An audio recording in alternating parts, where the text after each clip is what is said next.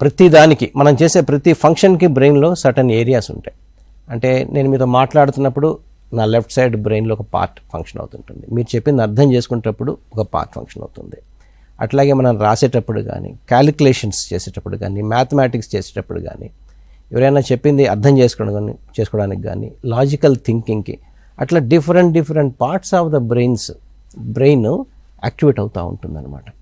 So నడిచేటప్పుడు కానీ, బ్యాలెన్స్కి కానీ ఇట్లా.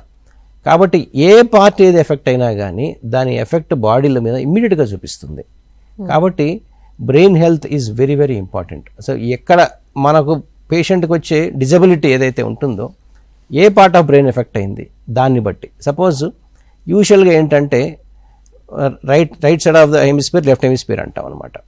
యూజువల్గా రైట్ హ్యాండెడ్ పీపుల్లో, అంటే ఎక్కువ మంది మనం రైట్ హ్యాండ్తోనే వాడతాం, రైట్ హ్యాండెడ్ పీపుల్లో left side of the brain అది డామినెంట్ సైడ్ అనమాట, అది ఇంపార్టెంట్. ఈవెన్ లెఫ్ట్ హ్యాండర్స్లో కూడాను ఎక్కువ శాతం లెఫ్ట్ సైడ్ బ్రెయినే ఇంపార్టెంట్.